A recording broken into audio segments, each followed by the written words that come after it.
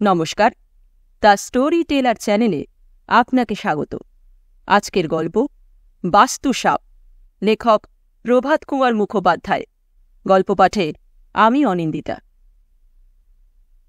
বৈঠকখানার ঘড়িতে 4টা বাজিবা মাত্র দিদিমার ঘুম ভাঙিয়া গেল। তিনি বিছানার ওপর বসিয়া বলিলেন, দুগ্গা দুগ্গা। পাশে বিধবা নাতনি সুরবালা ঘুমাইতেছে। তাহাকে ডাকিলেন, সুরি, ও সুরি, ওঠ, আজ যে অমাবস্যে। জ্যৈষ্ঠ মাস, সারারাত্রি খুব গ্রীষ্ম গিয়াছিল। এখন খোলা জানলা দিয়া অল্প অল্প বাতাস আসিতেছে। সুরবালা গভীর নিদ্রায় মগ্ন। দিদিমা আর অপেক্ষা করিতে পারেন না। সূর্যোদয় হইয়া গেলে আর গঙ্গা স্নানের পূর্ণফল হইবে না। তাই আবার ডাকিলেন, সুরি, ও সুরি। সুরবালা উঠিয়া বলিল, ওমা, তাই তো, ভোর হয়ে গেছে যে। দিদিমা বলিলেন, সব জিনিসপত্র গোছানো আছে, চল শিগগির বেরিয়ে পড়ি। কাপড়, গামছা, নামাবলি ইত্যাদি লইয়া দুইজনে বাহির হইলেন। তখন অল্প আলো হইয়াছে। উঠানে নামিয়া দিদিমা অগ্রবর্তিনী হইলেন। সুরবালা তাহার পশ্চাতে চলিল। খিড়কি দরজার কাছে যে আতা গাছ আছে, তাহার নিকট আসিয়াই দিদিমা ওগো মাগো বলিয়া চিৎকার করিয়া উঠিলেন। সুরবালা সভয়ে বলিল, কি দিদিমা? দিদিমা বলিলেন, হায় হায় হায়, সর্বনাশ হয়েছে। সুরবালা বলিল, কি কি হয়েছে দিদিমা? দিদিমা অঙ্গুলি দিয়া আতা গাছের তলা দেখাইয়া দিলেন। ভয় ভয় নিকটে গিয়া সুরবালা দেখিল একটি ছোট মোটা কালো সাপ রক্তাক্ত কলেবরে মরিয়া পড়িয়া রহিয়াছে। সুরবালা বলিল, হ্যাঁ দিদিমা, বাস্তু। দিদিমা বলিলেন, বাস্তু বই কি, দেখছিস নে? আহা, এমন মহাপাপ কে করলে? বাবা, কে তোমায় এমন করে হত্যা করলে? দিদিমা চক্ষু দিয়া টসটস করিয়া জল পড়িতে লাগিল। গঙ্গাস্নানে যাওয়া আর হইল না। রান্নাঘরের বারান্দায় উঠিয়া বসিয়া হরিনাম জপ করতে লাগিলেন। তাহার হাত ঠক ঠক করিয়া কাঁপিতে লাগিল। হাতের মালা দুলিয়া দুলিয়া উঠিতে লাগিল। দিদিমার ভাবগতিক দেখিয়া সুরবালা কাঁদিয়া ফেলিল। বলিল, কি হবে দিদিমা? দিদিমা বলিলেন, হবে আর কি, আমার মাথা হবে। ভিটে ব্রহ্মহত্যে হল, এ বংশ কি আর থাকবে? নির্বংশ হয়ে যাবে। লক্ষ্মী ছেড়ে যাবে, লক্ষ্মী ছেড়ে যাবে। কাচ্চা বাচ্চা নিয়ে কোথায় দাঁড়াবো হে নারায়ণ, হে মধুসূদন, হায় হায় হায়। একটা ঘোর আশঙ্কায় সুরবালার মন বিপর্যস্ত হইল। সে চলশক্তি রহিত হইল। পিতামহীর জানু জড়াইয়া সেইখানেই বসিয়া পড়িল। এই সময় উঠানে দূরে শ্বেতবস্ত্র পরিহিতা একটি নারী মূর্তি দেখা গেল। দিদিমা বলিলেন, কে ও, বৌমা? হ্যাঁ, কেন মা? এদিকে এসো। সুরবালার মা তাহার কণ্ঠস্বর শুনিয়া ভীত হইলেন। কাছে আসিয়া বলিলেন, এখনো গঙ্গাস্নানে যাওনি মা? আর মা, গঙ্গাস্নানে যাব। মা গঙ্গা এখন শিগগির নীলে বসতে পারি। সর্বনাশ হয়েছে। কি কি হয়েছে মা? দিদিমা সব খুলিয়া বলিলেন। বধূ শুনিয়া কপালে করাঘাত করিয়া রোদন করিতে লাগিলেন। বলিলেন, বেশ করে দেখেছ, বাস্তু বাবাই বটে। বাস্তু বাবা বই কি, ওই দেখো না, আতাতলায় পড়ে রয়েছেন। আজ 3 পুরুষ ধরে অধিষ্ঠান করে রয়েছেন। বাবার কৃপায় কোনো বিপদ আপদ হয়নি। এইবার সংসার ছারখার হয়ে যাবে। ক্রমে বাড়ির সকলে উঠিল। বাড়িতে একটা বিভীষিকার আবির্ভাব হইল। সকলের মুখ শুষ্ক।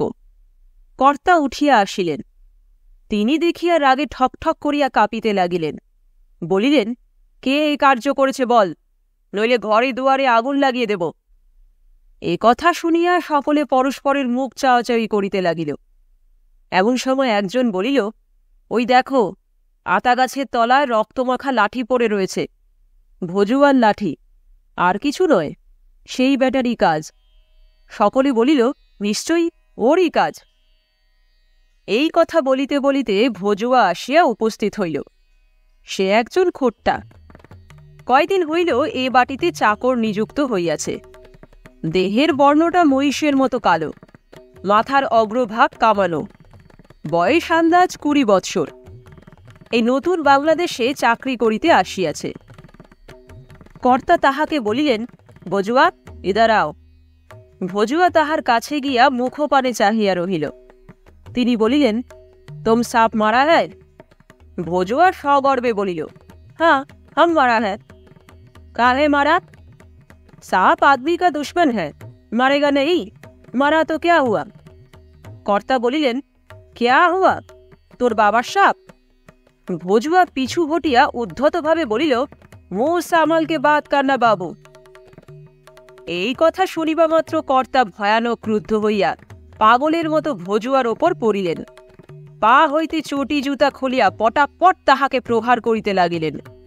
গলা ধরিয়া নিকাল যাও বলিতে বলিতে দরজার বাহির করিয়া দিলেন। ক্রমে বেলা হইল, রৌদ্র উঠিল।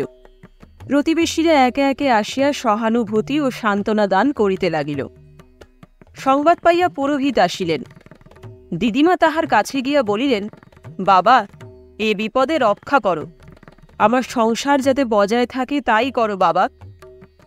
পুরোহিত বলিলেন, ভয় কি মা? কোনো ভয় নেই। তোমরা তো আর করনি, তোমাদের কোনো অপরাধ নেই। তবে ভিটে ব্রহ্মরক্তপাত হল, এইটাই বড় দুর্ভাগ্যের বিষয়। একজন প্রতিবেশী বলিলেন, পুরুতমশাই, এখন কর্তব্য কি? কর্তব্য এখন? প্রথম কর্তব্য সৎকার করা। ব্রাহ্মণোচিত সৎকার করতে হবে। শাস্ত্রানুসারে সর্পের মুখে একটা তাম্রখণ্ড দিয়ে গঙ্গা তীরে নিয়ে গিয়ে দাহ করতে হবে। পাড়ার ছেলেরা যেই শুনিল গঙ্গা তীরে লইয়া গিয়া মৃত সর্পকে দাহ করা হইবে, তৎক্ষণাৎ তাহারা স্থির করিল সেদিন আর স্কুলে যাইবে না। সর্পকে বহন করিবার জন্য খাটলি প্রস্তুত হইল। ভট্টাচার্য মহাশয় বলিলেন, তোমরা কোনো চিন্তা করো না। সর্পজনিতই কষ্ট পাচ্ছিলেন, মুক্ত হয়ে গেলেন। তোমরা 3 রাত্রি অসৌচ গ্রহণ করো। ভাদ্র মাসে নাগপঞ্চমীর দিন ব্রাহ্মণকে স্বর্ণদান আর একটা প্রায়শ্চিত্ত করে ফেল, তাহলেই সর্বপাপ থেকে মুক্ত হবে। বাস্তুসাপ হচ্ছেন কুলদেবতা কিনা, শাস্ত্রে প্রমাণ রয়েছে। এদিকে খাটুলি তৈয়ারি হইল। সর্পের মুখে তাম্রখণ্ড দিয়া খাটুলিতে তুলিয়া রাখা হইল। কিন্তু কোনো বয়স্ক লোক তাহা বহন করিতে রাজি হইল না। সকলেই বলিল, সাপকে বিশ্বাস নেই, মরে আবার বেঁচে ওঠে শুনেছি। ছেলেরা বলিল, কুছ পরোয়া নেই, আমরা যাব।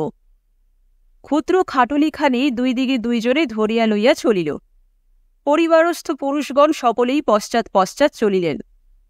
পথে ক্রমশ লোক বৃদ্ধি হইতে লাগিল। যখন শ্মশান ঘাটে পৌঁছিল, তখন এত লোক জমিয়াছে যে গ্রামের জমিদার মরিলেও অত লোক জমিত কিনা সন্দেহ। যথারীতি শবদাহ হইল। চিতাভস্য গঙ্গাজলে ভাসাইয়া দিয়া সকলে গৃহে প্রত্যাবর্তন করিলেন। এই অস্বাভাবিক শোকের মধ্যে সারাদিন কাটিল। সন্ধ্যাবেলায় বড় ঘরের বারান্দায় বসিয়া কর্তা ধূমপান করিতেছেন। দেওয়ালে একটি বাতি জ্বলিতেছে। সদর দরজা খোলা ছিল। আস্তে আস্তে ভজুয়া আসিয়া উঠোনে দাঁড়াইল। তাহার হাতে একটা বৃহৎ হাঁড়ি, মুখে ময়দা দিয়া সরা আটা।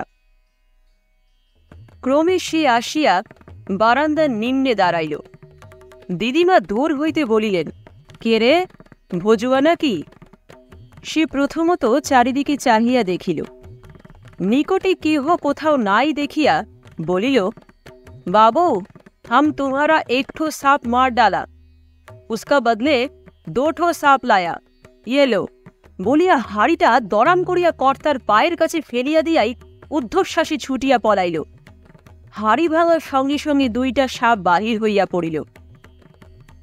কর্তা মহা ভীত হইয়া, ওরে বাপরে বলিয়া লাফাইয়া পালাইতে গেলেন। কিন্তু সাপ 2টা তাহার পায়ে 2-3 ছোবল বসাইয়া দিয়া দ্রুত বেগে কোথায় অদৃশ্য হইল। কর্তার চিৎকারে বাড়ি শুদ্ধ লোক আসিয়া জড়ো হইল। আসিয়া দেখিল, তিনি মাটিতে পড়িয়া চক্ষু অর্ধমুদ্রিত অবস্থায় কেবল বলিতেছেন, হরে নারায়ণ ব্রহ্ম, হরে নারায়ণ ব্রহ্ম। দিদিমা আকুল হইয়া তাহার মস্তক ক্রোড়ে তুলিয়া লইলেন। মুহূর্তের মধ্যে যে ঘটনা ঘটিয়া গিয়াছে, দূর হইতে তিনি তাহা সকলই প্রত্যক্ষ করিয়াছিলেন। মনে করিলেন বাস্তু হত্যার প্রতিফল হাতে হাতেই আরম্ভ হইল। সুরবালা ও সুরবালার মা উচ্চস্বরে ক্রন্দন করিতে লাগিলেন। কেহ কেহ বলিল, পুরোহিত ঠাকুরের সস্তয়নে কোনো ত্রুটি হইয়া থাকিবে, নয়তো বাস্তু বাবা তুষ্ট হইলেন না কেন? উপস্থিত ব্যক্তিগণের মধ্যে যে সর্বাপেক্ষা বলবান ছিল, সকলের কথা অনুসারে সে রোজা ডাকিতে ছুটিল। গ্রামের প্রান্তভাগে একজন বেদিয়া বাস করে। সে চারিপাশের বহু গ্রামের সর্পবৈদ্য। বেদিয়া আসিলে তাহার কথায় প্রকাশ হইল, তাহারই নিকট হইতে একটা খোট্টা 5 টাকা দিয়া এক জোড়া সাপ কিনিয়াছিল। বেদিয়া বলিল, সেই খোট্টারই এই কাজ। এমন জানলে কি আমি তাকে সাপ বেচি মশাই? 5 টাকা ছেড়ে 50 টাকা দিলেও দিতাম না। সে বললে আমি সাপ মেরে ওষুধ তৈরি করব। হায় হায় হায়! নাড়ি টিপিতে টিপিতে তাহার মুখ কিন্তু ক্রমে প্রফুল্ল হইয়া উঠিল। বলিল, কোনো ভয় নেই, আপনাদের আশীর্বাদে আমার পুণ্যের জোরে তাকে 2টো 20 দাঁত ভাঙা সাপ দিয়েছিলাম দেখছি। আহ, বাঁচলাম, নরহত্যার পাপ থেকে মুক্ত হলাম। বিষের কোনো লক্ষণই নেই, শুধু একটু রক্তপাত হয়েছে, আর ভয়ে অবসন্ন হয়ে পড়েছেন। কোনো চিন্তা নেই। দিদিমা বলিয়া উঠিলেন, জয় মা দুর্গা। কর্তা বলিলেন, নিশ্চয়ই জানো, বিষ ছিল না? বেদিয়া রাগিয়া বলিল, আমি আর জানি নে মশাই, আমি হলাম গিয়ে সাপের রোজা। সে যাত্রা কর্তা রক্ষা পাইলেন, কিন্তু যতদিন বাঁচিয়াছিলেন খোট্টা চাকর আর বাড়ির ত্রিসীমানায় আসিতে দেন নাই।